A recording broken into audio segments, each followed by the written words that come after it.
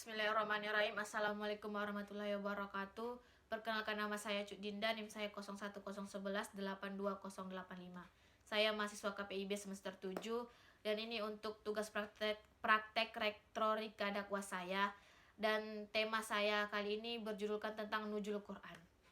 Segala puji bagi Allah Tuhan semesta alam yang telah memberikan kita kesehatan dan kesempatan untuk saya dapat memberikan tausiah ceramah singkat saya kali ini.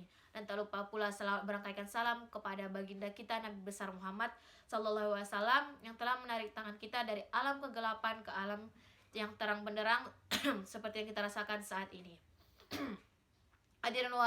Hadirin wal hadirat rahimakumullah. Berbicara tentang nuzulul Quran. Nuzulul Quran adalah malam yang dimana suatu peristiwa penting yang turunnya Al-Quran kepada Nabi Muhammad SAW dan terjadi di malam ke-17 Ramadan. Dan peringatan nuzul Al-Quran ini dilakukan umat muslim untuk menghormati dan menghayati dan mengamalkan nilai-nilai yang terkandung di dalam Al-Quran. Dan nuzul Al-Quran ini itu diturunkan pada bulan Ramadan tadi, pada malam Lailatul Qadar. Itu adalah malam 1000 bulan yang biasa kita menyebutnya nuzul Quran sendiri adalah Allah SWT menurunkan Al-Quran melalui malaikat Jibril kepada Rasulullah Muhammad SAW. Sebelum diturunkan Al-Quran itu berada di Lauhul Mahfuz. Dan para ulama berpendapat bahwa Al-Quran tidak diturunkan langsung di Lauhul Mahfuz kepada Rasulullah SAW, melainkan sementara alam Lailatul Qadar sendiri terdapat di bulan Ramadan, dan Al-Quran ini sendiri turun kepada bulan Ramadan seperti yang Allah Subhanahu wa Ta'ala jelaskan. Turunnya Al-Quran itu merupakan peristiwa yang sangat penting bagi kehidupan manusia, karena dengan Al-Quran seseorang dapat keluar dari gelapnya kebodohan dan kepada ketinggian ilmu pengetahuan dan saya katakan menuju cahaya kebenaran yang dimana yaitu kitab suci Al-Quran ini pertama kali diturunkan dengan bulan suci Ramadan itu ialah dengan tepatnya pada tanggal 17 Ramadan. Karenanya tanggal 17 Ramadan ini merupakan tenggak panjang dalam sejarah umat Islam.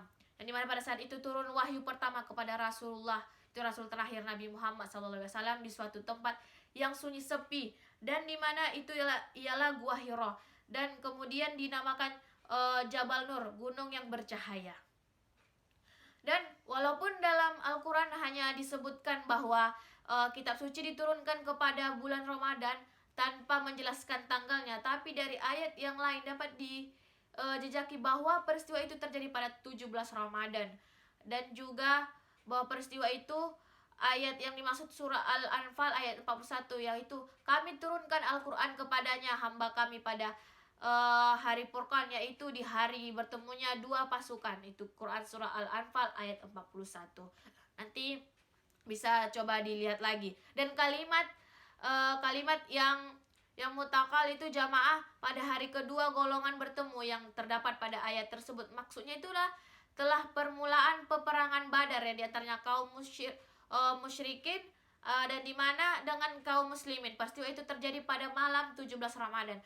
Atas dasar ini maka ahli-ahli tafsir semua seperti Tabrani, Qurtubi, dan Ar-Razi dan lain-lain itu menyimpulkan bahwa wahyu pertama disampaikan kepada Rasulullah itulah pada malam tanggal 17 Ramadan.